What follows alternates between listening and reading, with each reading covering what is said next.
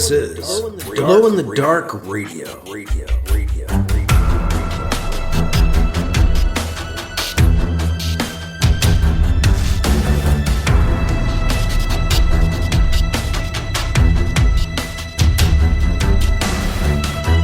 The science fiction podcast, with original independent science fiction, written and performed by Mike Luoma, with music by Kevin MacLeod. The Vatican Assassin Trilogy and The Adventures of Alibi Jones by Mike Luoma are available in eBook, trade paperback, and audiobook wherever you find your books online. Get links and details at glowinthedarkradio.com. This is the Science Fiction Podcast, Glow in the Dark Radio. I'm your host, your writer and reader, Mike Luoma, and I have Chapter 9 of the Alibi Jones novel coming up on this episode. Alibi Jones, the cat-like Dakhur Kit, and the sketchy human Piccolo just visited Rigel 4 to tell Krish, Dr. Krishnavurti, about seeing the supposedly dead Eldred now alive. Now, Krish showed them a too-new-to-be Eldred shard from a ship, like a part of a ship, piece of metal that had been blown off or something, and it looked Eldred, but it was too new. And when Alibi handled it, he got a kind of telepathic impression from it, some sort of psychometry or token object reading. At any rate, Alibi saw a shipyard or staging area within sight of the Helix Nebula, and Krish was able to determine there were 3 star systems in old Eldred space which might fit the bill, which might be where this was seen from. So now Alibi, Kit, and Piccolo are off to see if they can actually find this possible staging area.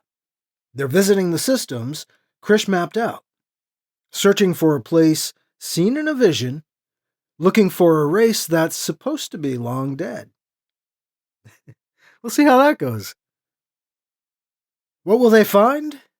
Listen and find out in Chapter 9 of Alibi Jones, part of the Adventures of Alibi Jones Chronological Omnibus on Glow in the Dark Radio. A big thank you once again to patrons who help keep the Glow in the Dark Radio podcast going. I've got a handful of people who help contribute each month and keep the podcast happening, and I want to thank you very much for being part of it, if you are. If you're not, you can be, and you can do it at 3 different rates, $2 a month, $5 a month, or $10 a month to help support the podcast. If you'd like to get in on that, just head to patreon.com/glowinthedarkradio. That's Patreon, patreon.com/glowinthedarkradio. And again, you can do it for $2, $5, or $10 a month, all up to you. And you get additional stuff too. Like patrons a lot of times will get episodes early, like this one. This is in patrons' hands early. And thank you once again for being a patron. I'm glad I could bring it to you early this time. You can find out more, too, at my website at glowinthedarkradio.com or mikeluoma.com, or just head to patreon.com/glowinthedarkradio. Well, I've got a new book coming. It's the one I was mentioning. I got the paperback proof copy in this week, and it's beautiful. I was mentioning a week or two ago, I've got a new edition of my comic book history of Star-Lord and the Guardians of the Galaxy coming out. So it's out as an ebook now. You can get that pretty much anywhere you can get ebooks. And it's coming as a paperback. Very cool. So I'm happy to announce the print version of that will be getting into distribution very soon. The print version of The Ancient World Around Us is out now. It's the one that is sideways at Amazon because they can't get their you-know-what together to bother to turn it the other way. Love that big old monopoly. That's why my stuff isn't exclusively with Amazon. It's just because they don't care. They don't have to. It's like the old phone company thing with Lily Tomlin. We're the phone company. We don't care. We don't have to. And if you don't know what I'm talking about, look it up. Classic bit from Lily Tomlin. And it works for Amazon these days. So yeah, a couple of books that are coming out that aren't necessarily science fiction related. I am working on the new Alibi Jones novel, the next one, doing the writing and rewriting of that one. So that continues. I keep finding ways to work the story out, which is good because I was having some trouble with this. I knew what I wanted to do, but it was like resisting me. But I keep finding ways, which is a good thing. Well, that is all for the book news and such. We're going to get into Chapter 9 of Alibi Jones next on Glow in the Dark Radio. Wake up, go to work. Work. Come home. Eat dinner. Rot your brain out. Go to bed. Lather. Rinse. Repeat. Are you tired of an old humdrum life? Tired of things that just weigh you down and depress you? Wouldn't you rather just focus on things that are awesome? Tune into Nutty Bites. Find out what's awesome. Nutty Bites. nimlas.org/blog.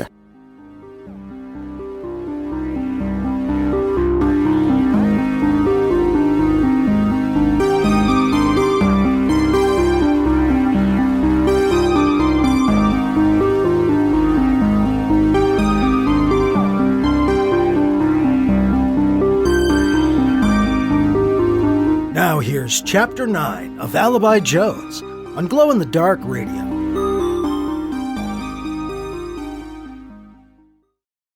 Well, that's 2 down, Alibi says as they finish sweeping the second system, looking for some sign of the Eldred. Kit looks over at Alibi from the co-pilot's chair, and then looks back at the controls in front of him. Piccolo reclines in a deck chair near the back of the bridge, fast asleep. Yes, Kit says quietly. 2 down. You starting to regret coming out with me on this wild goose chase? Alibi asks. What is this wild goose you speak of? Kit replies. You know, I don't really know. It's just a human expression. It means we're looking for something that isn't there, Alibi explains. We are looking for the Eldred, are we not? Kit asks, confused. We are, Alibi insists. I just know you're, skeptical about this whole vision thing. Yes, I am skeptical. But we still have another system to check out, correct? Absolutely, Alibi says, glad his traveling companion is still up for the trip. We do.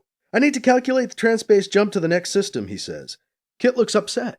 Yes, but do not remind me that we are jumping blind. We are not jumping blind, Alibi insists. Krish gave me detailed charts. This is anything but blind. That jump we made into the Junzia system was 10 times riskier. I do not want to know that, even in hindsight, Kit tells him. You told me it was safe. It was, Alibi protests. It's just that this is even more safe. I see, Kit says. I hope so. Here we go. Alibi brings the cruiser in just outside the orbit Krish detailed for this system, their destination target zone. Hey, we got a planetoid in the zone, Alibi tells Kit. That's an improvement. Indeed. We must be careful. Spot any ships in the vicinity? I'm scanning now, Alibi tells him. Oh, hello. There is something. I'm trying to get a reading on them now. Don't get too close, Kit cautions. Just close enough to read them. Interesting. Looks like Eldred ships. The computer is identifying them based on old recognition codes. They cannot have all died out, Kit says. Working on evading their scanners. Hold on, Alibi cautions. He gently eases the cruiser back away from the targets ahead, trying not to be seen. Come on, baby, don't see us. Nothing to see here. Move along. Who are you talking to? Kit asks, puzzled. Myself? The air? The Eldred? I don't know, Alibi admits. It's something we humans do. I have not observed this behavior before, Kit says. I find it... What is the word? What, disconcerting? Alibi tries. Annoying, Kit finishes. Oh. Alibi grows quiet. He maneuvers the ship out of scanning range of the supposed Eldred ships without saying another word. The quiet on the ship grows oppressive. Something is bothering Alibi, but he can't put his finger on what. I'd talk to myself, but I don't want to ruffle his lordship's feathers over there. Cat feathers? We must plot a stealthy course in towards the planetoid, Kit says, finally breaking the silence. Genius! Alibi responds with heavy sarcasm. He sits up and loses the attitude as he figures out what's been bothering him. Do you suppose there are any of them left around? He asks Kit in a more serious tone of voice. Them? The ancient enemy, Alibi says in a whisper. What if there was more than one Dolome? More than one ancient enemy on ice, floating out there somewhere? If that had been the case, none of the Eldred would have died, Kit answers. Proximity did not seem to be a factor.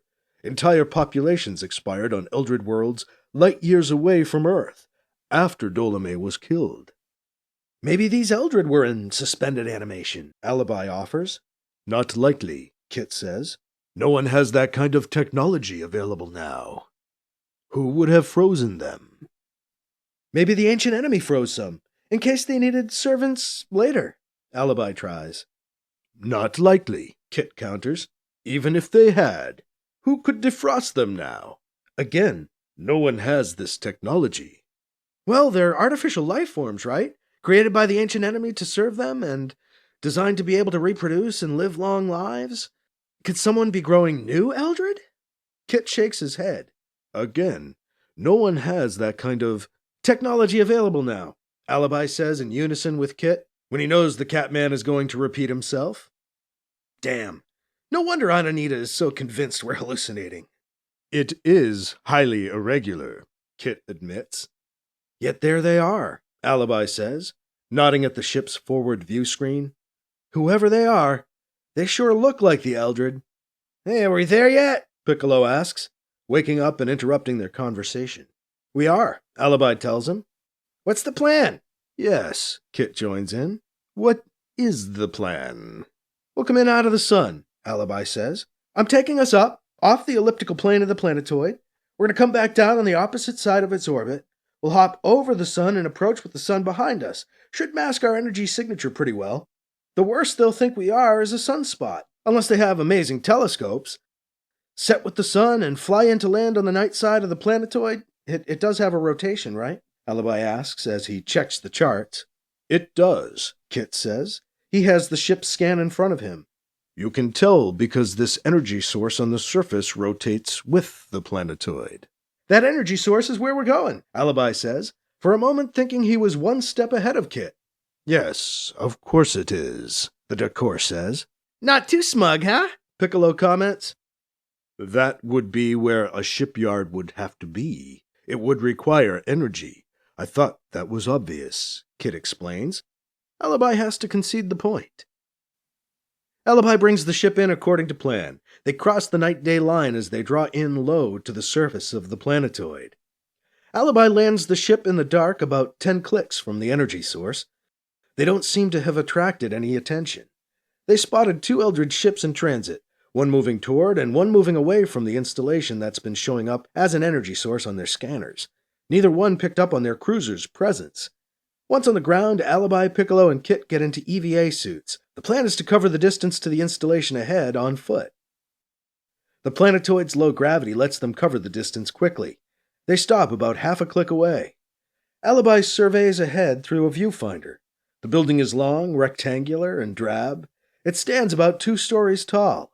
A small, silver, Eldred-looking ship is parked outside the structure, linked to it by an accordion-folded walkway. It may be easiest to gain entry through that Eldred ship, Kit offers. Sounds good to me, Alibi agrees. Piccolo nods. There's no sign of any perimeter guard or any sort of surveillance equipment. The 3 of them close the distance, draw near to the installation. They make their way around the long building to the ship, parked outside. Kit locates a door on the apparently seamless and smooth exterior of the ship. My pads are very sensitive, he explains as he triggers the door. Pussy, Piccolo jokes. Do not ever call me that again, Kit warns him. His hair is bristling on end. Or I will kill you instantly. Yeah, point taken, Piccolo says sheepishly. Let's go in, Alibi offers, changing the subject. They head into the interior of the small Eldred vessel. The airlock opens on an empty corridor. They need to get to the other side of the ship, to the walkway they saw leading to the installation. They follow a corridor running lengthwise along the skin of the ship until they find a crossing corridor. Unfortunately, they find company at the same time. The 5-foot-tall, light blue alien has large round ears, short fuzzy hair, and big dark eyes that blink repeatedly when it sees Alibi, Kit, and Piccolo. It bears an uncanny resemblance to the koala bear of Earth. The dark eyes squint as it assesses them, and then it attacks. It leaps at them, a ferocious, furry mass of claws and teeth flashing. Kit steps gracefully aside, while Piccolo presses himself back against the wall. Alibi leaps into the air, bringing his boots down hard into the side of the fuzzy blue attacker as he lands.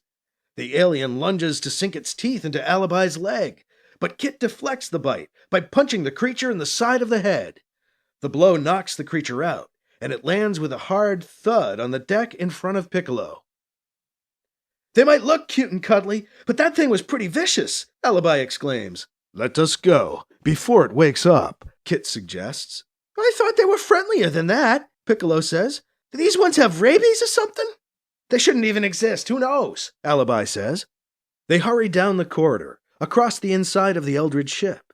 Kit waves the other two back as he stops to look around, cautious before he opens the hatches that, hopefully, lead to another lengthwise hallway opposite the first. Kit pokes his head through the hatch. "Clear," he calls back to Alibi and Piccolo. He straightens and slinks around the hatch opening. Alibi follows, Piccolo right behind him. Another set of doors loom ahead, where the walkway should be. Kit, Piccolo, and Alibi edge along the corridor walls, trying to stay out of the line of sight of any alien that might look through the windows mounted in the doors. They reach the doors without incident. Alibi looks through the clear glass and sees another fuzzy blue alien a short distance away from the other side of the door. "There is one on the other side," Kit says. "That's all I can see too," Alibi confirms. "I can't see anything," Piccolo pipes up with useless information. Alibi glares back at him. "I wish I was armed," Kit says. "And I wish I had super strength and X-ray vision," Piccolo jokes. "You're lucky I'm not armed," Alibi says to Piccolo. "Threats will get you nowhere," Piccolo protests. "Quiets," Kit hisses at Piccolo. "We can make do," Alibi says. He turns to Kit. "You hide behind the door, I'll get its attention. When it comes after me, you jump it." Kit tucks himself into the shadows near the door. Piccolo ducks into more distant shadows as Alibi walks up to the door and pushes it open. "Oh, hi," he says to the alien. He turns quickly and ducks into the corridor. The ferocious alien crashes back through the doors in pursuit. It does not appear to be armed either. It doesn't seem to need weapons. It lands on Alibi, and he feels the tips of its claws dig into his back. "Oh!" Alibi yells. He lets out a oof as he falls to the floor with the alien and then Kit landing heavy on top of him. Alibi feels the claws start to pull and rip at his back as the alien struggles. "Come on, Kit!" Alibi blurts out. "I am Kit stops abruptly as Alibi hears a sick crack. The body goes slack on top of him. "Kit," he says weakly, from the bottom of the pile. "I am sorry, Alibi. I am afraid I have killed it." "I'm just glad you're okay," Alibi says. "Can you help me get out from under this guy?"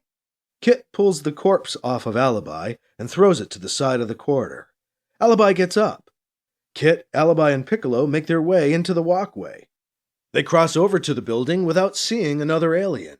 The airlock on this side of the walkway is already open. Kit glances from side to side and then darts through the double doors into the installation. Alibi follows as Piccolo brings up the rear. "Any more fuzzies?" Piccolo asks Alibi and Kit as he catches up. "Not that I can see," Kit answers. He ducks through the doors. Piccolo and Alibi follow. They creep through the open airlock and enter a plain-looking receiving area, a small space with a high desk.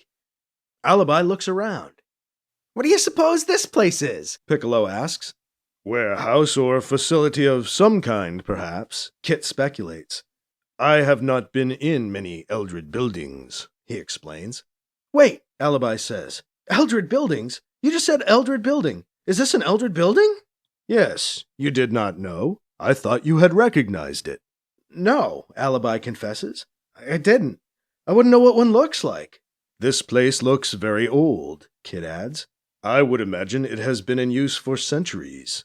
This doesn't look like a shipyard, Piccolo observes. This building isn't the shipyard, Alibi says, but I would bet the shipyard is nearby. Alibi speculates. You'd need a storage facility like this to go with the shipyard, right? So you assume, Kit says. Are these blue guys Eldred or not? Alibi asks him. Well, they look like them, Kit admits, but they were never reported to be so ferocious. They are always described as very soft-spoken creatures. There's nothing mellow about these guys, Piccolo says, looking back towards the body of the last one they encountered. Kit heads through the doors in front of them, into the installation. He leans back through. Clear, come on, he calls to Alibi and Piccolo. Right, Alibi says. They make their way down a long, doorless corridor. Windows on their right provide views of the planetoid's surface. The corridor borders the building's perimeter, and they follow it down the length of the building without coming across another door. Kit stops the other two in their tracks when they reach the back corner of the installation. Look, Kit says. He points outside, at a mass on the ground a short distance from the back of the building. Alibi and Piccolo look out the window. A rounded pile of something stands out between the otherwise sharp angles that dominate the planetoid's surface. What? Oh. Alibi pauses when he realizes what he's looking at. It's a massive pile of Eldred corpses, a short distance from the installation, left open to the vacuum of space. It looks like the Eldred died here, too, Kit says. That's a whole lot of fuzzy little bodies, Piccolo says. So if they died here, too, who are these new ones? Alibi asks rhetorically. He sees something else outside. That doesn't look like an Eldred, he says, pointing out a human-looking man in an EVA suit coming towards the installation, with 4 Eldred ambling along beside him. Get back, Kit warns, as he leaps away from the window. Whoever he is, don't let him see you. Alibi and Piccolo duck down and away from the window, onto the floor next to Kit. They hear the airlock opening on the floor below them. Do you think that's one of them? The ancient enemy? Alibi asks Kit. I do not know. He could just be a human who found some feral Eldred somewhere, Kit says. He looks human enough, Piccolo observes. If we can get close enough, I can capture his image with my wand, and we can run him through some essay databases, see if he shows up, Alibi says, thinking out loud. I do not think it would be wise to get too close. Perhaps we should merely capture the images of some of these Eldred and then make a hasty exit, Kit suggests. We should head back to our ship. We should see if there's a shipyard, Piccolo says. Still haven't seen one. Maybe, Alibi responds. They hear the airlock below them open again. They rise up off the floor to cautiously look out the window. 2 EVA-suited Eldred are dragging a stiff, unsuited human out between them. The freshly frozen scream on the woman's face makes it appear she may have been alive until they just opened the airlock. They've got human prisoners, Alibi says to Kit and Piccolo, and they're killing them. Is that? Piccolo starts to ask, stops. He leans against the window. Oh, thank God, no. Not your sister? Alibi asks. Piccolo shakes his head. No, didn't look anything like her, luckily. Didn't look like Miss Kay either, Alibi says with some relief. I'm afraid you humans all look very similar to me before I get to know you, Kit says defensively. Fair enough, Alibi tells the Dakhur. I had trouble telling your people apart at first, too. Yes, I know. I heard about that. You mistook my uncle for my father, Kit answers with a quick laughing hiss. My father was not impressed. Damn, Piccolo says, reacting to the put-down. Yeah, Alibi agrees. He seethes for a moment, until their location brings him back to himself. They hear the airlock below them cycling open once again. The airlock must be fairly large, as a small wheeled transport emerges from the building. The cabin of the transport is apparently pressurized. A red-haired man, clad in a simple blue jumpsuit, sits behind the controls. He drives the transport off in the direction from which he'd originally arrived in his EVA suit. Alibi ducks down so the man won't see him, but holds up his wand to try to capture footage of the man's face. If he can get a shot of his features, He can use the recording to search his image across Solar Alliance databases. He pulls the wand down and looks on its small screen to see if he's got anything. Looks like a nondescript white man, middle-aged, with receding, close-cropped red hair. Doesn't look like a monster. Anything? Piccolo asks. Something, Alibi replies. I'll send it off now, see if we get any matches back. Since the man has left the building, let us go downstairs and see what is going on here, Kit says. There is bound to be a way down somewhere along this corridor. I will see if I can find a door. Kit begins feeling the surface of the inside wall opposite the windows, trying to find some sort of hidden control panel or door. Finally, his sensitive pads locate controls that open a sliding door to a small room. Elevator? Alibi asks. Kit nods a yes. The three of them walk in, and the door slides shut behind them. A glowing down arrow on the wall beckons. Alibi pushes it, and the elevator descends.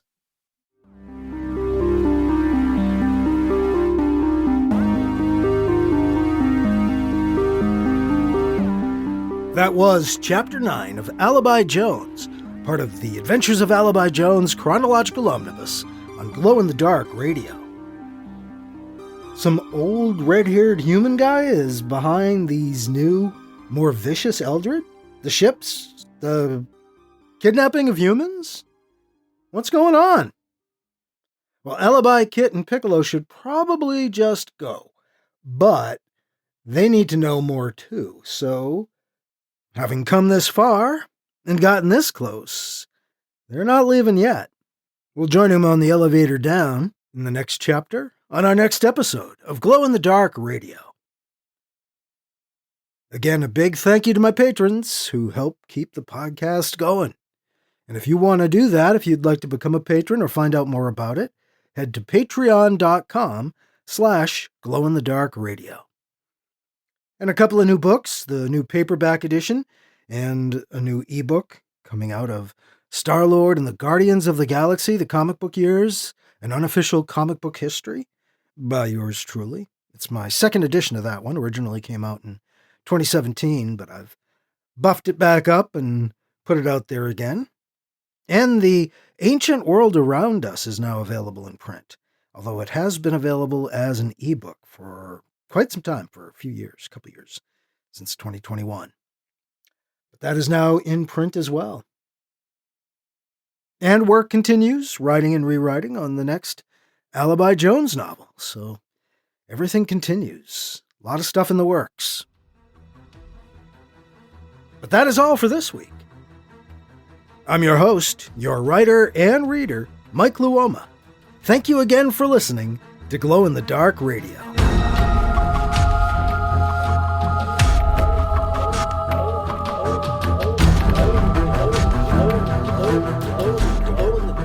Glow-in-the-Dark Radio.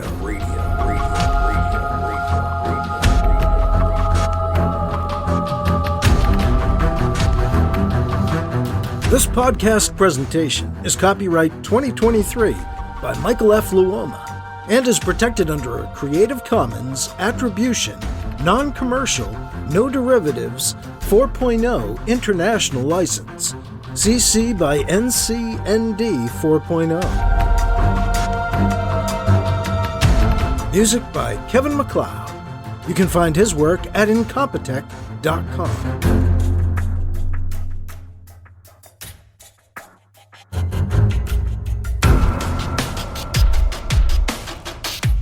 Mike's books are available in ebook, paperback, and audiobook, wherever you find books online. Get links and more details at glowinthedarkradio.com and mikeluoma.com. This has been a presentation of Glow in the Dark Radio.